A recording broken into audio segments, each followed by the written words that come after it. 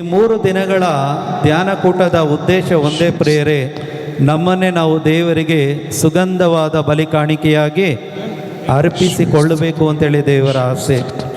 ನೋಡಿ, ನಾವು ನಾರ್ಮಲ್ ಆಗಿ ಕೊಡುವಂಥ ಕಾಣಿಕೆಗಳು ಯಾರು ಬೇಕಾದರೂ ಕೊಡ್ಬೋದು. ನಮ್ಮ ಹತ್ರ ದುಡ್ಡಿದ್ರೆ ಸ್ವಲ್ಪ ಜಾಸ್ತಿ ಕೊಡ್ತೀವಿ, ದುಡ್ಡಿಲ್ಲ ಅಂತ ಹೇಳಿದ್ರೆ ಸ್ವಲ್ಪ ಕಡಿಮೆ ಕೊಡ್ತೀವಿ. ಕೆಲವರು ಹಣ ಕೊಡ್ತಾರೆ, ಕೆಲವರು ವಸ್ತು ಕೊಡ್ತಾರೆ, ಕೆಲವರು ಚರ್ಚಿಗೆ ಬೇಕಾದಂಥ ಸಹಾಯವನ್ನು ಮಾಡ್ತಾರೆ. ಈ ಕಾಣಿಕೆ ಮಾಡಬೇಕಾ ಅಂತ ಹೇಳಿದ್ರೆ ಅದು ಅಪ್ ಟು ಯು, ನಿಮಗೆ ಇಷ್ಟಪಟ್ಟಿದ್ದದು. ಆದರೆ ಈ ಕಾಣಿಕೆ ಇದೆ ನೋಡಿ, ನನ್ನನ್ನೇ ಸಂಪೂರ್ಣವಾಗಿ ದೇವರಿಗೆ ಸಮರ್ಪಣೆ ಮಾಡಿಕೊಡುವ ಕಾಣಿಕೆ ಇದೆ ನೋಡಿ, ಇದು ಕಂಪಲ್ಸರಿ ಎಲ್ಲರೂ ಮಾಡಲೇಬೇಕಾದಂಥ ಕಾರ್ಯ. ನಮಗೆ ಬೇರೆ ಆಪ್ಷನ್ ಇಲ್ಲ. ಯೇಸು ತಮ್ಮನ್ನೇ ದೇವರಿಗೆ ಇಷ್ಟವಾದಂತಹ ಕಾಣಿಕೆಯಾಗಿ ಸಮರ್ಪಣೆ ಮಾಡಿಕೊಟ್ರು. ಈಗ ನೋಡಿ, ಪಕ್ಕದಲ್ಲಿ ಯಾರಾದರೂ ಒಂದು ಒಳ್ಳೆ ಸೆಂಟ್ ಹಾಕ್ಕೊಂಡು ಬಂದರೆ ಏನು ಕೇಳ್ತೀರಾ ನೀವು? ತುಂಬ ಚೆನ್ನಾಗಿದೆ ವಾಸನೆ, ಎಲ್ಲಿ ತಗೊಂಡೆ, ಎಷ್ಟು, ಎಲ್ಲಿ ಸಿಗುತ್ತೆ ಕೇಳ್ತೀರಾ? ಯಾಕೆ?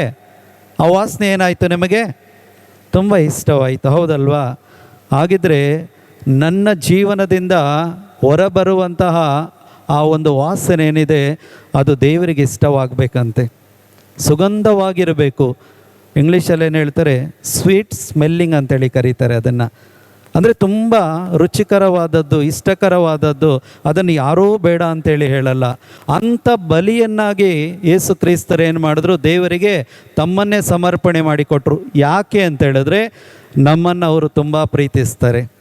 ನಾವು ಯಾರೂ ಕೂಡ ನರಕಕ್ಕೆ ಹೋಗಬಾರ್ದು ಅಂಥೇಳಿ, ನಮ್ಮ ಆತ್ಮಗಳು ನಾಶವಾಗಿ ಹೋಗಬಾರ್ದು ಅಂಥೇಳಿ, ನಾವೆಲ್ಲರೂ ಕೂಡ ಈ ಲೋಕವನ್ನು ಬಿಟ್ಟು ಹೋಗುವಾಗ ನೇರವಾಗಿ ಸ್ವರ್ಗಕ್ಕೆ ಹೋಗಬೇಕು ಅಂತೇಳಿಯೇ ಯೇಸು ನಮಗೆ ದಾರಿ ಮಾಡಿಕೊಟ್ಟಿದ್ದಾರೆ. ಆದ್ದರಿಂದ ಅದೇ ಅಧ್ಯಾಯದಲ್ಲಿ ವಾಕ್ಯ 19-20 ಪೌಲ ಹೇಳ್ತಾರೆ, ಓದಿ. ಬೆಳಕು ಬೆಳಗಿಸುವ ವಸ್ತುಗಳೆಲ್ಲವೂ ಕಂಗೊಳಿಸುವವು.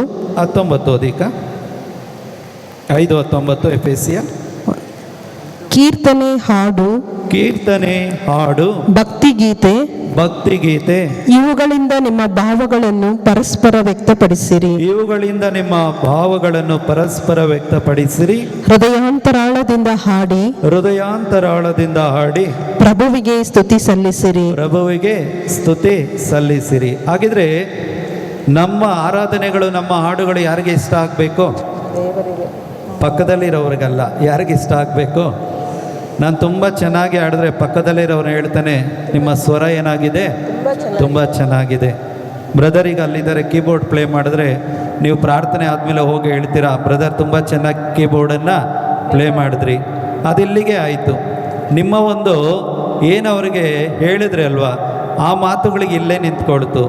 ಆದರೆ ಇಲ್ಲಿ ಪೌಲರು ಹೇಳುವಂಥದ್ದು, ನನ್ನ ಹಾಡು, ನನ್ನ ಕೀರ್ತನೆ, ನನ್ನ ಮಾತು ಎಲ್ಲಿ ಹೋಗಬೇಕು? ಪರಲೋಕವನ್ನು ಮುಟ್ಟಬೇಕು. Praise the lord. ಅದು ವ್ಯರ್ಥವಾಗಿ ಹೋಗಬಾರ್ದು. ಈಗ ಈ ಎಲ್ಲ ಕಾರ್ಯಗಳಾಗಬೇಕು ಅಂತ ಹೇಳಿದ್ರೆ, ನನ್ನನ್ನು ಯಾರು ನಡೆಸಬೇಕು ಈ ದಿನವೆಲ್ಲ ಅಂತ ಹೇಳಿದ್ರೆ? ಪವಿತ್ರ ಆತ್ಮರ ನಡೆಸಬೇಕು. ಈ ಲೋಕದ ಜ್ಞಾನದಿಂದ ನಾವು ಹಾಡ್ಬೋದು. ಒಂದು ಹಾಡಾಡುವಾಗ ನಾನು ಹೇಳ್ಬೋದು, ಚಪ್ಪಾಳೆ ತಟ್ಟಿ, ಸ್ವರವೆತ್ತಿ ಆಡಿ, ಕೈಗಳೆತ್ತಿ. ಎಷ್ಟೊತ್ತು ಮಾಡ್ತೀರಾ? ಒಂದು ಅರ್ಧ ಗಂಟೆ ಮಾಡ್ತೀರಾ? 1 ಗಂಟೆ ಮಾಡ್ತೀರಾ? ಈ ಬ್ರದರ್ ಕೆಲಸ ಇಲ್ಲ ಅಂಥೇಳಿ ಕೂತ್ಕೊಳ್ತೀರಾ.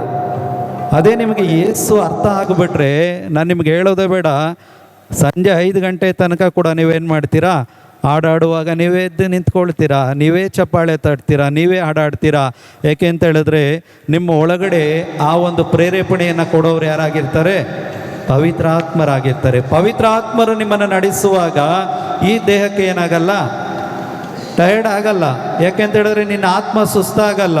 ನಿನ್ನ ಒಳಗಡೆ ಇರುವಂಥ ಶಕ್ತಿ ಇನ್ನೂ ಡಬಲ್ ಮಲ್ಟಿಪ್ಲೈ ಆಗ್ತಾನೆ ಇರುತ್ತೆ. ಬಿಟ್ಟರೆ ಅದೇನಾಗಲ್ಲ, ಅದು ಡಿಕ್ರೀಸ್ ಆಗಲ್ಲ, ಅದು ಇನ್ಕ್ರೀಸ್ ಆಗ್ತಾ ಹೋಗ್ತಾನೆ ಇರುತ್ತೆ. ನೋಡಿ, ಮನುಷ್ಯನ ಎಲ್ಲ ಜೀವನ ಇರ್ಬೋದು, ಅವನ ಕೆಲಸ ಇರ್ಬೋದು, ಅವನ ಕಾರ್ಯಗಳಿರ್ಬೋದು, ಅವನ ಹಣ ಇರ್ಬೋದು, ಅದು ಖರ್ಚಾಗ್ತಾ ಕಡಿಮೆ ಆಗ್ತಾ ಹೋಗುತ್ತೆ. ಬಿಟ್ಟರೆ ಹೆಚ್ಚಾಗೋದು ಯಾವುದಪ್ಪ ಅಂತ ಹೇಳಿದ್ರೆ, ಯೇಸು ಕ್ರಿಸ್ತರ ಅವರ ವರದಾನಗಳು ಮಾತ್ರ ಮಲ್ಟಿಪ್ಲೈ ಆಗ್ತಾನೆ ಹೋಗ್ತಾ ಇರುತ್ತೆ. ನಮ್ಮನ್ನು ಆ ಒಂದು ವಿಶ್ವಾಸದಲ್ಲೇ ನಡೆಸ್ತಾನೆ ಹೋಗ್ತಾ ಇರುತ್ತೆ.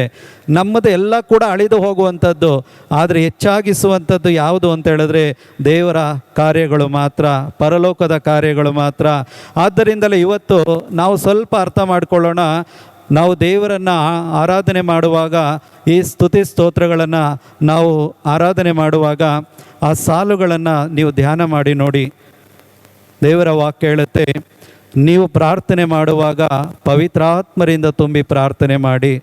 ಆಗ ನೀವು ಹೇಗೆ ಪ್ರಾರ್ಥಿಸಬೇಕು, ಯಾವುದಕ್ಕಾಗಿ ಪ್ರಾರ್ಥಿಸಬೇಕು, ಪವಿತ್ರಾತ್ಮರು ನಿಮ್ಮನ್ನು ಗೈಡ್ ಮಾಡ್ತಾರೆ, ಅವರು ನಿಮ್ಮನ್ನು ಲೀಡ್ ಮಾಡ್ತಾರೆ, ಅವರು ನಿಮ್ಮ ಜೊತೆಯಲ್ಲಿದ್ದು ಇವತ್ತೆಲ್ಲ ಕೂಡ ನಡೆಸ್ತಾರೆ. ಪ್ರಿಯರೇ, ಇಲ್ಲಿ ನಾವು ಬ್ರದರ್ಸ್ಗಳು ಇವತ್ತೇನು ನಾವು ಇಷ್ಟು ಜನ ಸೇರಿ ಇವತ್ತು ನಾವು ಬಂದಿದ್ದೀವಿ, ನಾವು ನಿಮಗೆ ಒಂದು ಇನ್ಫಾರ್ಮೇಷನ್ ಕೊಡ್ಬೋದು ಅಷ್ಟೇ, ದೇವರ ಬಗ್ಗೆ ನಿಮಗೆ ಹೇಳಿಕೊಡ್ಬೋದು ಅಷ್ಟೇ. ನಾವು ಹೋಗ್ತೀವಿ ಸಂಜೆ ಹೇಳಿಕೊಟ್ಟು, ಆದರೆ ಆ ಇನ್ಫಾರ್ಮೇಷನ್ನ ನೀವು ತಗೊಂಡು ಅದನ್ನು ನಿಮ್ಮ ಜೀವನದಲ್ಲಿ ಅಳವಡಿಕೆ ಮಾಡಿಕೊಳ್ಬೇಕು ಅಂತ ಹೇಳಿದ್ರೆ ಪವಿತ್ರಾತ್ಮರು ಅದರಲ್ಲಿ ತುಂಬ ಮುಖ್ಯ ಪಾತ್ರವನ್ನು ವಹಿಸ್ತಾರೆ. ಅವರಿದ್ದರೆ ಮಾತ್ರ ಒಂದು ಒಳ್ಳೆಯ ಕ್ರೈಸ್ತ ಜೀವನವನ್ನು ನಾವು ಜೀವಿಸೋದಕ್ಕೆ ಸಾಧ್ಯವಾಗ್ತದೆ. ಇವತ್ತು ಪರಸ್ಪರ ನಿಮ್ಮ ಒಂದು ಭಾವನೆಗಳನ್ನು ಹಂಚಿಕೊಳ್ಳ್ರಿ ಅಂತ ಹೇಳಿದ್ರೆ, ನಿಮ್ಮ ಒಳಗಡೆ ಯೇಸು ಏನಾದರೂ ಕಾರ್ಯಗಳನ್ನು ಮಾಡಿದ್ದಾರೆ ಅಂತ ಹೇಳಿದ್ರೆ ನೀವು ಇನ್ನೊಬ್ಬನಿಗೆ ಹೇಳೋದಕ್ಕೆ ಸಾಧ್ಯವಾಗೋದು ಯಾವಾಗ ಅಂತ ಹೇಳಿದ್ರೆ, ನಿನ್ನ ಒಳಗಡೆ ಆ ಯೇಸುವಿನ ಅನುಭವ ಆದಾಗ ಮಾತ್ರ, ಆ ಯೇಸುವಿನ ಪ್ರೀತಿ ಅನುಭವ ಆದಾಗ ಮಾತ್ರ. ಈ 3 ದಿನಗಳು ಇದೇ ಕಾರ್ಯಕ್ಕಾಗಿ ದೇವರು ನಿಮ್ಮನ್ನು ಕರೆದಿದ್ದಾರೆ. ಪ್ರಿಯರೇ, ಈ ಸಮಯದಲ್ಲಿ ನೀವು ಒಂದು ಪ್ರಾರ್ಥನೆ ಮಾಡಿ, ಪವಿತ್ರಾತ್ಮರೇ ನನ್ನನ್ನು ಈ ದಿನವೆಲ್ಲ ನಡೆಸಿರಿ, ಪವಿತ್ರಾತ್ಮರೇ ನನ್ನ ಜೊತೆಯಲ್ಲಿದ್ದು ನನ್ನಲ್ಲಿದ್ದು ನೀವು ನನ್ನನ್ನು ಯೇಸು ಕ್ರಿಸ್ತರ ಜೊತೆಯಲ್ಲಿ ನಡೆಸಿ, ಈ ದಿನ ಕೇಳುವಂಥ ಒಂದೊಂದು ವಾಕ್ಯಗಳನ್ನು ನೀವು ನನಗಾಗಿ ಮಾತನಾಡ್ತೀರಾ, ಅದನ್ನು ನಾನು ವಿಶ್ವಾಸವಿಡ್ತೀನಿ ಅಂತೇಳಿ ನೀವು ಸಂಪೂರ್ಣವಾಗಿ ನಿಮ್ಮನ್ನು ಬಿಟ್ಟುಕೊಟ್ಟು ನೀವು ಪ್ರಾರ್ಥನೆ ಮಾಡಿ ನೋಡಿ. ಪ್ರಿಯರೇ, ನೀವು ಏನು ಈಗ ಬಂದಿದ್ದೀರಾ, ಈಗ ಏನೆಲ್ಲ ನಿಮಗೆ ಒಂದು ಹೃದಯದಲ್ಲಿ ನೋವುಗಳಿದೆ, ಗಾಯಗಳಿದೆ, ಸಮಸ್ಯೆಗಳಿದೆ, ನೀವು ಜಾಬ್ ಮಾಡುವಂಥ ಕೆಲಸಗಳಲ್ಲಿ ನಿಮಗೆ ತೊಂದರೆಗಳಿರ್ಬೋದು, ನಿಮ್ಮ ಕುಟುಂಬಗಳಲ್ಲಿ ರಿಲೇಷನ್ಶಿಪ್ಗಳು ಕೆಟ್ಟು ಹೋಗಿರ್ಬೋದು, ಗಂಡ ಹೆಂಡತಿಯ ಒಂದು ಸಂಬಂಧಗಳು ಸರಿ ಇಲ್ಲದೆ ಇರ್ಬೋದು, ಅನೇಕ ವರ್ಷಗಳಿಂದ ನಿಮಗೆ ರೋಗಗಳಿರ್ಬೋದು, ಎಷ್ಟೋ ಮನಸ್ಸಿಗೆ ಆದಂಥ ಗಾಯಗಳು, ನೋವುಗಳು ಏನೇ ಇದ್ರೂ ಪರವಾಗಿಲ್ಲ. ಪೌಲರು ಹೇಳ್ತಾರೆ, ನೀವು ಇದ್ದ ಸ್ಥಿತಿಯಲ್ಲಿ ಯೇಸುವನ್ನು ಹಿಂಬಾಲಿಸ್ರಿ, ಮಿಕ್ಕಿದ್ದನ್ನು ಯೇಸು ಮಾಡ್ತಾರೆ. ಯಾರು ಮಾಡ್ತಾರೆ? ಯೇಸು ಮಾಡ್ತಾರೆ. ನೀವು ಏನು ಮಾಡಬೇಕಾಗಿಲ್ಲ. ಬೈಬಲ್ ಹೇಳುತ್ತೆ, ನೀವು ದೇವರ ಮುಂದೆ ಶಾಂತಿ ಸಮಾಧಾನದ ಹಿಂದಿರಿ. ಅವ್ರು ಏನು ಹೇಳ್ತಾರೆ ಅದನ್ನು ಕೇಳಿಸ್ಕೊಳ್ಳಿ, ಅವ್ರು ಹೇಳಿದ್ದನ್ನು ನೀವು ಮಾಡಿ, ಮಿಕ್ಕಿದ್ದನ್ನು ಯಾರು ಮಾಡ್ತಾರೆ? ಇಲ್ಲಿ ನಮ್ಮ ಕೆಲಸ ಬೀಜ ಹಾಕೋ ಕೆಲಸ ಅಷ್ಟೇ. ಸಸಿ ಹೊಡೆಯೋದು, ಬೆಳವಣಿಗೆ ಕೊಡೋದು ಯಾರ ಕೆಲಸ? ಯಾರ ಕೆಲಸ? ಹಣ್ಣನ್ನು ಕೊಡೋದು ಯಾರ ಕೆಲಸ? ಹೌದಲ್ವಾ? ಇವತ್ತು ನಿಮಗೆ ಬೇಕಾದಂಥ ಎಲ್ಲ ರೀತಿಯಾದಂಥ ಮನಸ್ಸಿಗೆ ಶಾಂತಿ ಸಮಾಧಾನ ಬೇಕಾ? ಒಂಟಿತನ ಇದೆಯಾ? ಆತ್ಮಹತ್ಯೆ ಚಿಂತೆಗಳಿದೆಯಾ? ಕಷ್ಟಗಳಿದೆಯಾ? ಸಾಲಗಳಿದೆಯಾ? ರೋಗಗಳಿದೆಯಾ? ಹಾಗಿದ್ರೆ ಇದರ ಹಿಂದೆ ಒಂದು ರೀಸನ್ ಇದೆ. ಏನು ಗೊತ್ತಾ? ನಾನು ಯೇಸುವನ್ನು ಇನ್ನೂ ಅರ್ಥ ಮಾಡ್ಕೊಳ್ಳಿಲ್ಲ, ಯೇಸು ಗೊತ್ತಿಲ್ಲ ನನಗೆ, ದೇವರ ವಾಕ್ಯಗಳು ಗೊತ್ತಿಲ್ಲ. ಸುಮ್ಮನೆ ಅದು ಬಾಯಲ್ಲಿ ಹೇಳ್ತೀವಿ, ಅದರ ಎಕ್ಸ್ಪೀರಿಯೆನ್ಸ್ ಆಗಲಿಲ್ಲ, ಅನುಭವ ಆಗಲಿಲ್ಲ. ಆದ್ದರಿಂದ ನಿಮಗೆ ಈ ಅನುಭವ ಆಯಿತು ಅಂತ ಹೇಳಿದ್ರೆ, ಇದೆಲ್ಲದರಿಂದ ದೇವರು ನಿಮ್ಮನ್ನು ಹೊರಗಡೆ ತರೋದು ಮಾತ್ರವಲ್ಲ, ಈ ಒಂದು ಸ್ಥಿತಿಯಲ್ಲಿರುವ ಎಷ್ಟೋ ಜನಗಳಿಗೆ ದೇವರು ನಿಮ್ಮನ್ನು ಬೆಳಕಾಗಿ ಉಪಯೋಗ ಮಾಡ್ತಾರೆ. ಪ್ರಿಯರೇ, ಈ ದಿನ ನಂಬಿ ವಿಶ್ವಾಸವಿಡಿ. ನಾವೊಂದು ಹಾಡನ್ನು ಹಾಡೋಣ, ಆಳ್ವಿಕೆ ಮಾಡು ಪರಿಶುದ್ಧ ಆತ್ಮನೇ. ಆಳ್ವಿಕೆ ಅಂತ ಹೇಳಿದ್ರೆ ನಾವು ಪೂರ್ತಿಯಾಗಿ ಅವರ ಕಂಟ್ರೋಲ್ಗೆ ಕೊಡೋಣ ನಮ್ಮನ್ನು. ಅವರು ನಮ್ಮ ಕಂಟ್ರೋಲ್ ಅವ್ರು ತಗೊಳ್ಳಿ. ಇಷ್ಟು ದಿನ ನಮ್ಮ ಕಂಟ್ರೋಲ್ ನಮ್ಮ ಕೈಯಲ್ಲಿತ್ತು, ಅಥವಾ ಪಾಪ ಮಾಡುವವನ ಕಂಟ್ರೋಲ್ ಸೈತಾನನ ಕೈಯಲ್ಲಿರುತ್ತೆ, ಈ ಲೋಕದ ಕೈಯಲ್ಲಿರುತ್ತೆ, ಯಾವುದೋ ವ್ಯಕ್ತಿಯ ಕೈಯಲ್ಲಿರುತ್ತೆ. ಇವತ್ತು ಆ ಕಂಟ್ರೋಲನ್ನು ನೀವಾಗಿ ತೆಗೆದು ಪವಿತ್ರಾತ್ಮರ ಕೈಯಲ್ಲಿ ಕೊಡಿ. ಪವಿತ್ರಾತ್ಮರೇ, ನೀವು ನನ್ನಲ್ಲಿದ್ದು ಆಳ್ವಿಕೆ ಮಾಡ್ರಿ, ನೀವು ನನ್ನನ್ನು ನಡೆಸ್ರಿ ಅಂತೇಳಿ ನೀವು ಕೇಳಿ. ಖಂಡಿತವಾಗಿ ಪವಿತ್ರಾತ್ಮರು ನಿಮ್ಮ ಪ್ರಾರ್ಥನೆಗೆ ಉತ್ತರ ಕೊಡೋದನ್ನು ನೀವು ಎಕ್ಸ್ಪೀರಿಯೆನ್ಸ್ ಮಾಡ್ತೀರಾ. ಇವತ್ತು ನೀವು ನೋಡ್ತೀರಾ ಪ್ರಿಯರೇ, ಇವತ್ತು ದೇವರು ನಿಮ್ಮ ಜೊತೆ ಮಾತನಾಡೋದಕ್ಕೆ ಇಷ್ಟಪಡ್ತಾ ಇದ್ದಾರೆ. ದೇವರು ನಿಮ್ಮ ಜೊತೆಯಲ್ಲಿ ನಡೆಯೋದಕ್ಕೆ ಇಷ್ಟಪಡ್ತಾ ಇದ್ದಾರೆ. ದೇವರು ನಿನ್ನ ಎಲ್ಲ ಕಷ್ಟಗಳನ್ನು, ಸಮಸ್ಯೆಗಳನ್ನು ಈಗಾಗಲೇ 2000 ವರ್ಷಗಳ ಹಿಂದೆ ಯೇಸು ಶಿಲುಬೆ ಮೇಲೆ ಎಲ್ಲವನ್ನು ಹೊತ್ತು ತೀರಿಸಿದ್ದಾರೆ. ಇದನ್ನು ನೀವು ವಿಶ್ವಾಸವಿಡಿ. ಈಗ ನಿನಗೆ ಬೇಕಾದ ಬಿಡುಗಡೆಗೆ, ಸ್ವತಂತ್ರಕ್ಕೆ ಬೇಕಾದ ಎಲ್ಲ ಆಶೀರ್ವಾದಗಳನ್ನು ದೇವರಿಗಾಗಲೇ ಕೊಟ್ಟಾಯಿತು.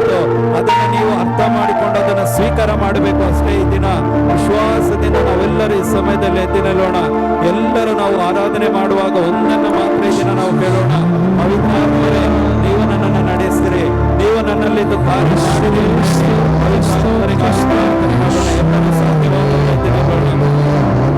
ಸಾಧ್ಯವಾದವರೆಲ್ಲರೂ ಕೂಡ ನಾವು ಯೇಸುವಿನ ಮುಂದೆ ಎದ್ದು ನಿಂತು ನಾವು ಈ ಸಮಯದಲ್ಲಿ ನಮ್ಮನ್ನು ಸಂಪೂರ್ಣವಾಗಿ ಪವಿತ್ರಾತ್ಮನ ಒಂದು ನಡೆಸುವಿಕೆ ಪರಿಶುದ್ಧಾತ್ಮರು ನಮ್ಮ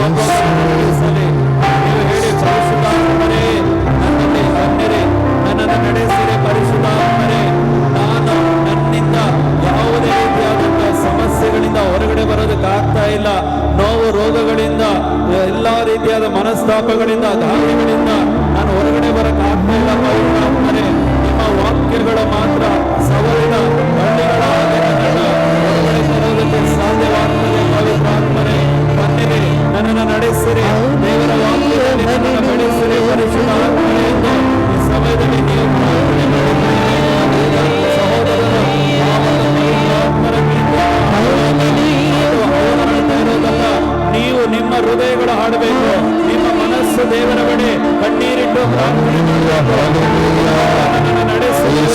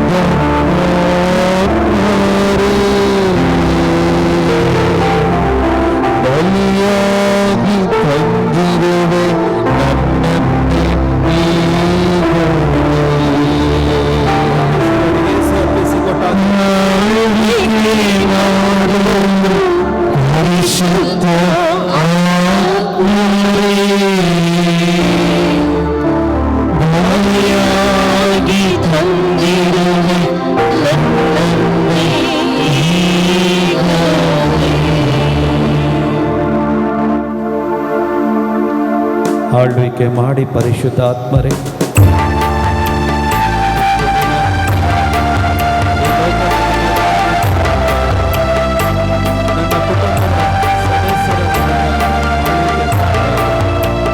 ನಾನು ಮಾಡುವ ಕೆಲಸ ಕಾರ್ಯಗಳಲ್ಲಿ ನಮ್ಮ ಮೇಲಧಿಕಾರಿಗಳನ್ನು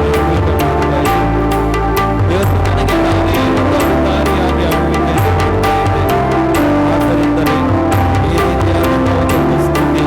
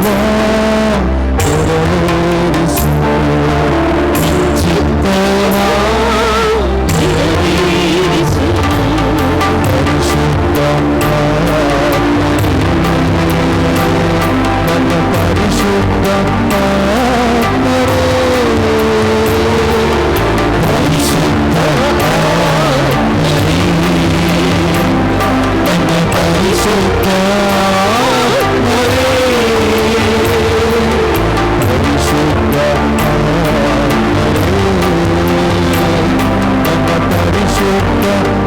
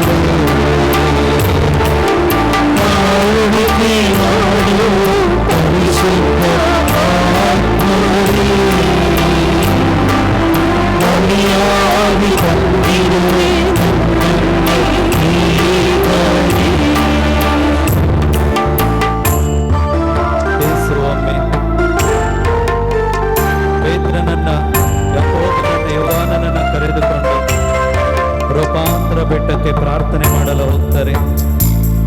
ರೂಪಾಂತರ ಬೆಟ್ಟದ ಮೇಲೆ ಯೇಸು ಒಬ್ಬರೇ ಇರೋದಿಲ್ಲ ಪ್ರಿಯರೇ. ಎಲಿಯ ಮತ್ತು ಮೋಶೆ ಅಲ್ಲಿ ಪ್ರತ್ಯಕ್ಷರಾಗ್ತಾರೆ.